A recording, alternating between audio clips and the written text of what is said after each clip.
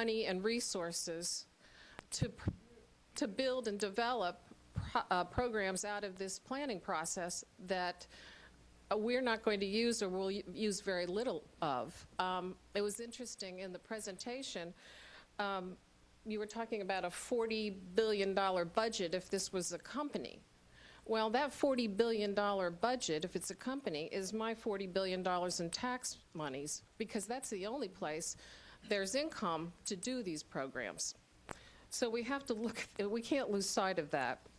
The other interesting thing in Santa Cruz was that they had a visioning workshop led by a trained facilitator. While these types of meetings are arranged under the auspices of soliciting input from the community members, it's the job of the facilitator to guide the group to arrive at a predetermined consensus on the plan. And we know this sounds familiar. It happened here, and in East Tennessee, Knoxville, some community members asked too pointed a question about the process and the outcome, and they were asked to leave the visioning workshops. One of the main players in all of this historically has been an organization called ICLEI, International Council for Local Environmental Initiatives. I won't go into detail about ICLEI, but it's as their website says, a powerful 12 megacity, 100 supercity, urban region, 450 large cities, small cities, international, 84 countries organization. It's there to promote local action for global sustainability, support cities, and do all kinds of things, including resource efficiency, biodiversity, carbon emission reduction, etc. All the levels there promote economic prosperity and jobs on their website and on most of these websites. I have yet to see one job in the private sector that would be developed by any of these operations or organizations. That $40 billion of budget, that comes with the price tag of employing people, like consultants, to implement these programs. However, I should say that the ultimate aim on their website is to achieve happy, healthy communities. However, these potentially happy communities are leaving ICLEI in droves. Last February, Amanda County, California rejected its ICLEI contract and began dismantling sustainable development policies. In March, Montgomery County, Pennsylvania, they rejected ICLEI contract and sent them packing. In April, Edmond, Oklahoma rejected ICLEI. And all of these civic communities, cities, pay dues to ICLEI and are participating in their programs. Their planning people and staff all participate and are members of ICLEI. So they're saying no more ICLEI. In May, Las Cruces, New Mexico. In June, Spartanburg, South Carolina. Also Albemarle County, Virginia. All of these places are leaving this ICLEI participation. Battles are waging in Cleveland, Tennessee, Waterloo, Iowa, Santa Cruz, California, San Antonio, Texas. And as I mentioned earlier, there's no mention of states in ICLEI. The money is going around it. It's going directly to unaccountable, unelected NGOs who are planning our future. Alabama did pass a nullification law. And last year, as we battled this in North Carolina, we decided that we are also going to start looking at Raleigh for a nullification law. And what I would really like everybody here to do is consider not voting for this, not agreeing to participate, and helping us fight in Tallahassee for nullification. Thank you.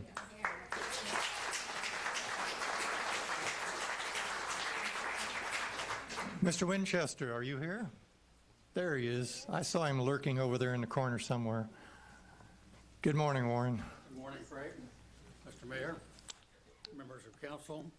I thought maybe you purposely put me down after the 7:50 so I wouldn't talk so long. But I came to protest the process that is being used to work out a contract with Florida Power and Light. I feel that the process that should have been used and still can be used is an RFP process where you get more than one input. unfortunately have not done that, and we have no idea at this point whether we're going to get the best deal out of Florida Power and Light that we would get out of some other provider of electric. I think it was a grave mistake to make that, and I'm not sure who made the mistake. I could not find any vote that was taken on it.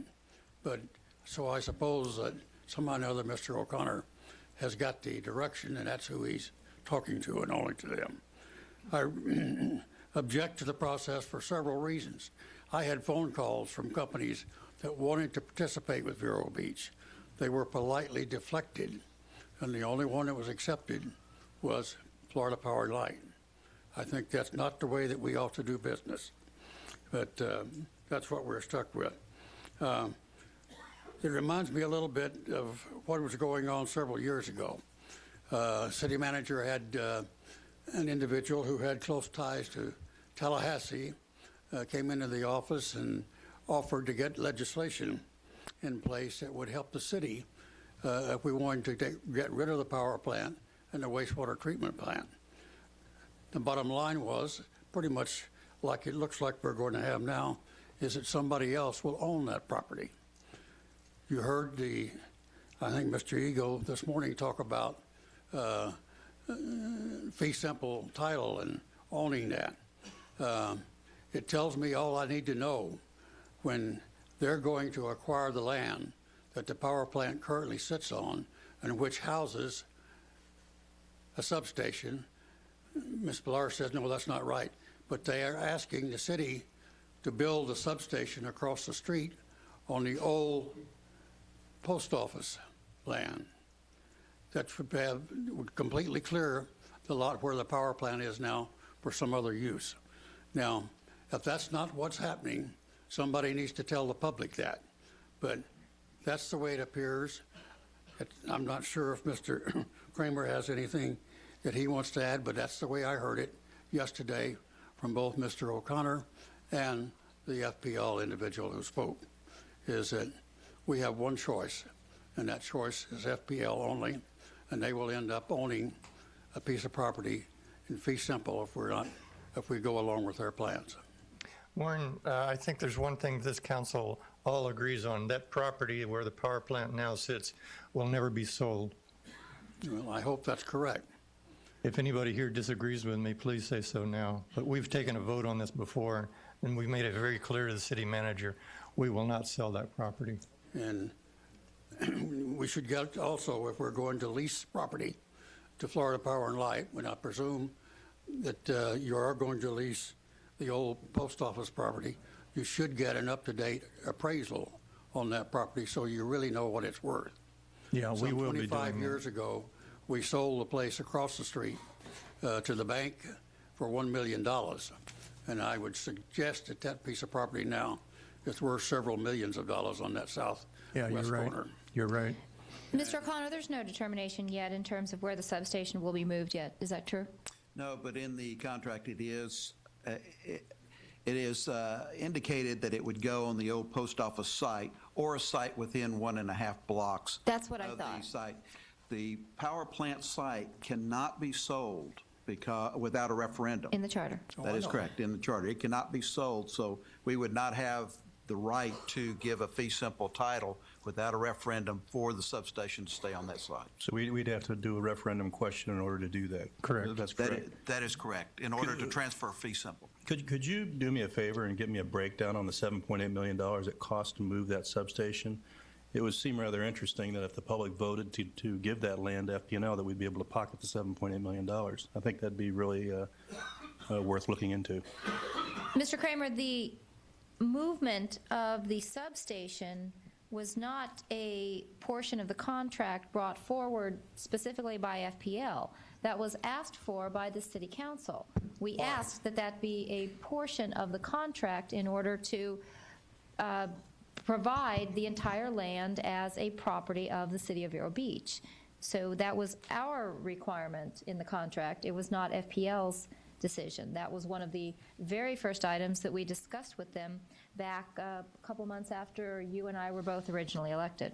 I apologize, I don't remember that. I'd like to know whose You who's can- wanting that, but for $7.8 million, that's pretty valuable. You can be sure and find that in the minutes. of the Well, discussions that I took don't place think at that we've time. answered I didn't find Mr. anything, Winchester's and- question. And I Why? feel strongly about it. If you in fact are not going to set up a fee simple trade with Florida Power and Light, that's fine. That's all I need to know. Yeah, we're not going to, Warren. But you need to There is- also know that that piece of land on the southwest corner, you're doing that as a favor to Florida Power and Light, not a favor to the citizens of Vero Beach. Thank you, And Warren. if they're going to pay rent for it, they should pay it on an appraised value. And you don't have that. Thank you for my time. Thank you, Warren. On the request Always of a good to see you. breakdown of the $7 or $8 million for the substation, I would have to turn to Florida Power and Light to break that down. Ryan Fair's in the back of the room Do that now. as to what that, I don't think we want to do that now, but Ryan, come on up. If you would get with Jay and break that down for him, I'd appreciate it. Ryan Fair, Florida Power and Light. I don't have a breakdown of what itemized what those costs were, but that was an engineering study that we did. And just to be clear, when we say relocating a substation, we're not actually lifting a substation and moving it. We're basically Rebuild it. demolishing one substation and rebuilding another one and then reconducting the lines to that new substation. So if that's satisfactory, that's essentially what the costs are, is the cost of demolition the substation at the site, rebuild another one from the ground, including all the development permits that would be required at that new substation site in order to build, you would build any infrastructure, and then rebuild that substation and then reconductor the lines. I don't know if there's new poles that have to be added, but it is the reason why that site was determined collectively by the city and FPL as a favorable site was because of the fact that it was literally right across the street from the existing site, so the cost would be minimized to do that. It is a transmission substation that is required, that we just can't eliminate it. And so, we did our very best to come up with the best solution for that. That seemed to be the best solution. It is a listed property that is being transferred to us as, if you look at your definitions, as an acquired land and fee, and it is part of the $176 million package. And so to the extent that there's other considerations, I guess we would have to do that on a case-by-case basis, but my understanding is, Jim, unless you disagree, that is the deal. And again, what we discussed at length yesterday was that new substation site at the old post office annex property. FPL, we have substations in urban areas where there's a lot of traffic and whatnot, and we do our very best to work with the city to buffer and landscape and to hide the fact that there even is a substation there, to the extent that we can make it aesthetically pleasing to the satisfaction of the city and the municipality and the residents. So we look forward to having those discussions with the city. Thank you, sir. And if you would get with Mr. Kramer, if he has any questions, you could help him out, please. Mr. Todd Howder has decided that he's going to see us next on our list. He's going to see us next meeting. Let's have Mr. Norcrock, and then we'll take a lunch break. Jim Norcrock.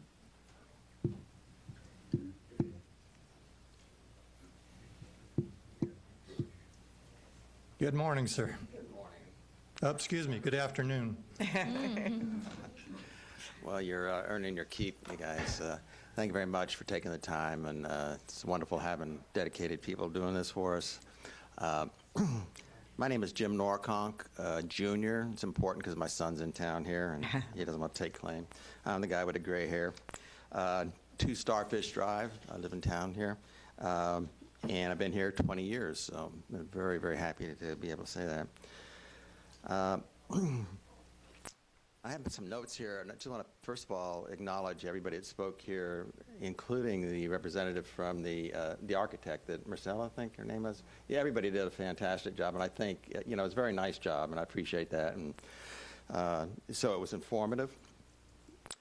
I'm a military veteran, like the mayor, and I was pleased to see that presentation here earlier, so that's very nice. And, I think, Greg and I, so many of us have fought or spent our time in our years in the military maybe a little bit maybe a little bit, in our early age, thinking life was a little bit perfect, and if we worked long enough and if we lived long enough, that things would turn out good.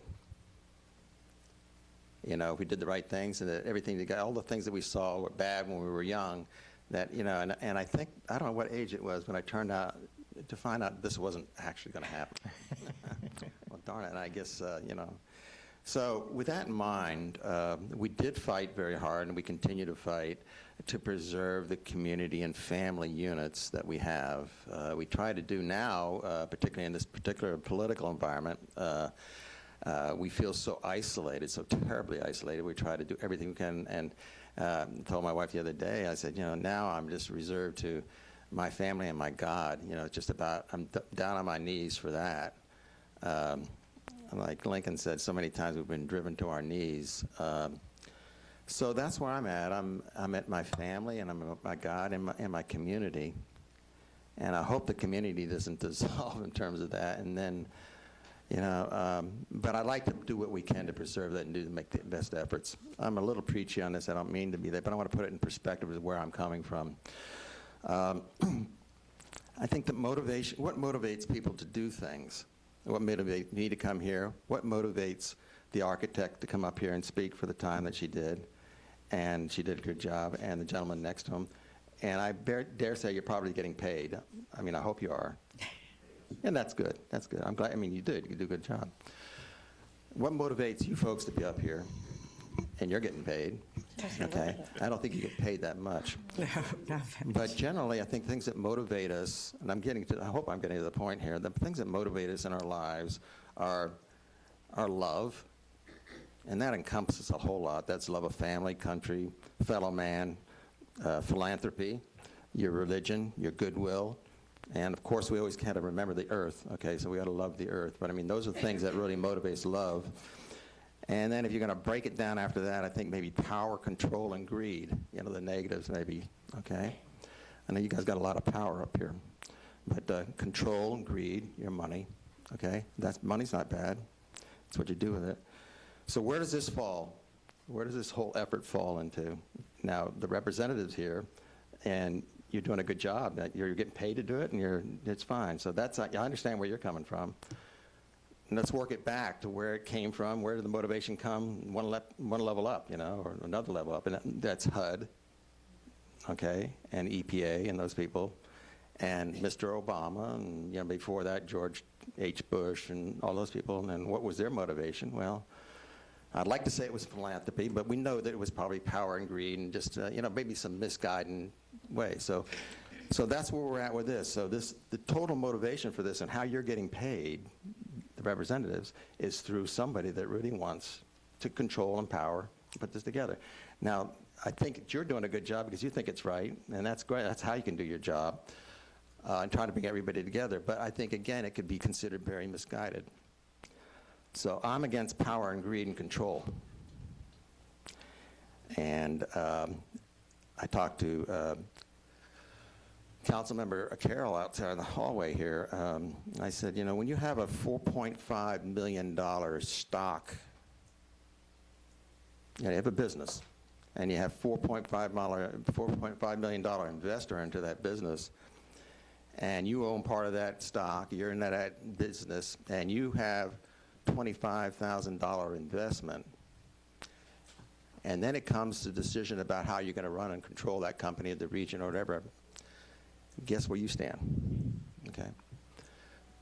Now, if it hasn't been requested formally of you folks, I'm formally requesting that you remove yourself through a vote here today. I'm asking that of you. Obviously, I can't, but I'm asking you to take a vote on this today to formally remove yourself from this plan until we find out, you know, where we're going and what's in it. One of the things about 50 American states is we're all kind of like experiments, right, in education and all that. And we decided that we weren't doing a good job. Somebody decided we weren't doing a good job in education. So we decided that we're going to regionalize education across the country, and we were going to bring 50 states together, and we're going to, instead of having the experiments, we're going to do that. And where has that gotten us? Okay. So we're not doing a very good job on housing and development and all that, so let's do a better job with that. So let's regionalize and let's nationalize our housing issues, okay? Okay? Go on up to Detroit and look at their housing development up there and see where that got you.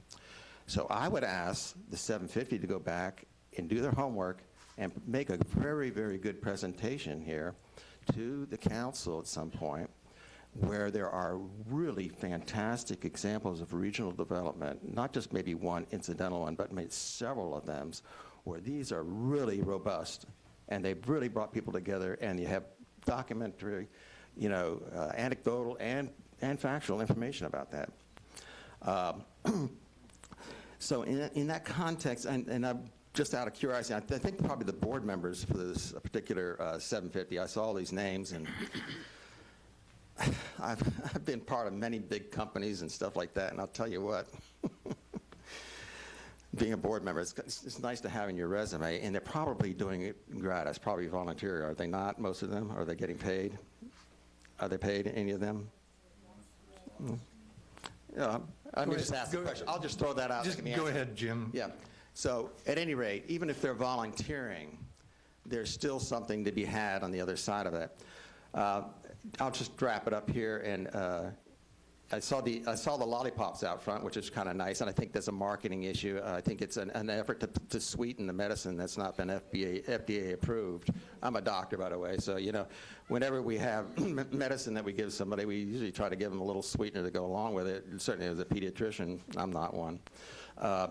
I've traveled, as in the military, I've been 27 years in the Navy, and I traveled many places in the world. And if anybody has a chance to go to Korea and drive from Osan up to Seoul and look at the stacked houses and stuff like that, I mean, it's absolutely breathtaking to walk through some of these cities and some places that happens. I don't believe that's going to happen now. I don't believe that that's going to happen in the next 10 years, but, potentially slippery slope there. The UN was a great idea, quote unquote, by somebody. It's volunteer basis. Let's all get involved in it. And now there's tremendous anxiety about what's going on in there. Somebody said earlier that 6 counties want to have what Indian River County has. And we should graciously offer to them advice and counsel and share with them as much information about what made us successful and help them, correct their ways. I think, and I don't mean that tongue in cheek, I just really mean that, and we can be very helpful in providing them counsel, and you could probably get a fee for service to do that. No, this is not a joke. No, I don't mean that. I mean that we ought to be good neighbors. We ought to take care of one another and help them out. Some words that, the last thing I'm going to say here is just it struck me as little kids, when I was a kid, we used to get something called pablum. It helped that was a cereal that we used to get.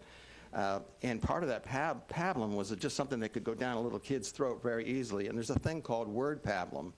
And word pablum, as we can say, are some of these things like sustainable development. I mean, it's very nice.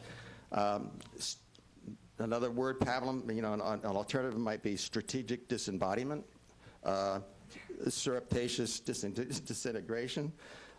Simply demonic, or I don't think it's that, or just slum development. These are SDs. I don't think that's the case. I think there's good intended people at certain levels. I think the volunteers for 750 and all that are probably extremely good people. I'm concerned about the power bosses up at the top that just invested $4.5 million of stock into our business, and we only have $25,000 invested. Doesn't give us. Thank you very much. Thank you. Appreciate it. Thank you. Mr. Mayor, before we break, Jason Odom is here on the lieutenant's contract. If there are any questions, he's got a meeting at 1 o'clock. Okay, Justin, do you have anything to put to the... Jason. He's here to answer any questions you may have. It's on the consent agenda. It addresses the issues that the council had set forth. One is more contribution